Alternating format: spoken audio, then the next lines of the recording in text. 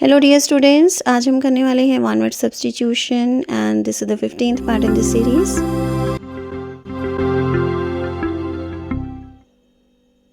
आज हम करेंगे one word substitution related to speech and written work and this is the first part in this series. तो चलिए देखते हैं कुछ ऐसे वर्ड्स जो कि स्पीच और रिटन वर्क से रिलेटेड हैं।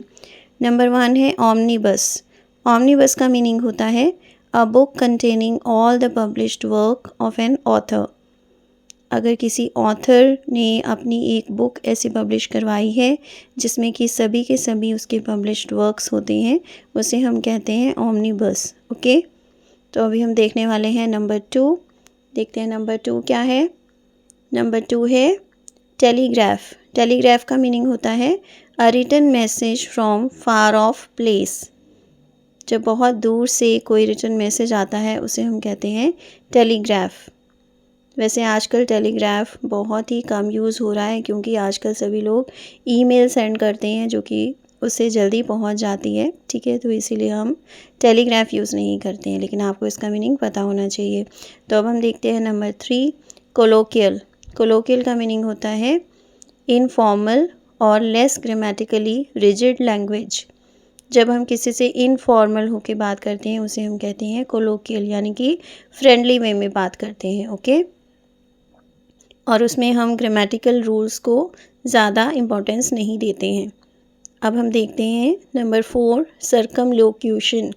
सर्कमलोक्यूशन का मीनिंग होता है टॉकिंग अराउंड और a method of talking indirectly.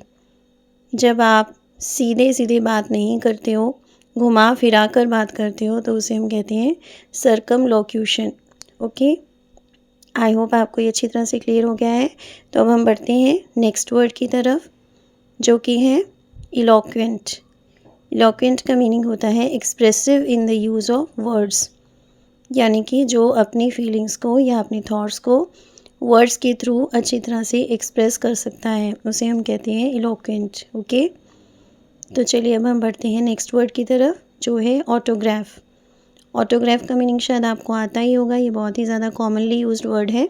इसका मीनिंग होता है अ सिग्नेचर ऑफ अ सेलिब्रिटी और सिग्नेचर ऑफ वन सेल्फ। जब आप किसी सेलिब्रिटी के सिग्नेचर लेते हो तो आप क्या कहते हो, आप उसे कहते हो कि मुझे अपना ऑटोग्राफ दे दीजिए।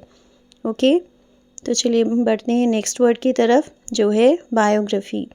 बायोग्राफी का मीनिंग होता है writing of one's life story, यानी कि जब आप किसी पर्सन की लाइफ स्टोरी लिखते हो, उसके ऊपर एक बुक लिखते हो, तो उसे हम कहते हैं बायोग्राफी। ओके, इसी से मिलता जुलता नेक्स्ट वर्ड है हमारा जो है ऑटोबायोग्राफी।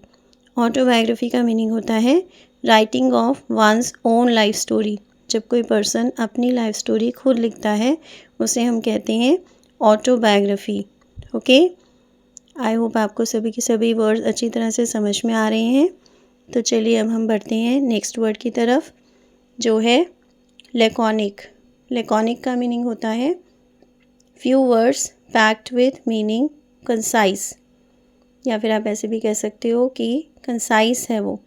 इसका मीनिंग है जब आप मीनिंगफुल वर्ड्स इस तरह से लिखते हो जो कि थोड़े वर्ड्स में ही बहुत अच्छा मीनिंग दे देते हैं, और इसे हम कंसाइज भी बोलते हैं। ओके, आई होप आपको ये वर्ड भी अच्छी तरह से क्लियर हो गया है। तो चलिए अब हम बढ़ते हैं लास्ट वर्ड की तरफ जो है सोलिलोकी। सोलिलोकी का मीनिंग होता है a speech to oneself. Okay, जब कोई पर्सन अकेला होता है तो वो अपने आप से बात करता है, उसे हम कहते हैं a speech to oneself, और उसे हम कहते हैं सोलिलोकी।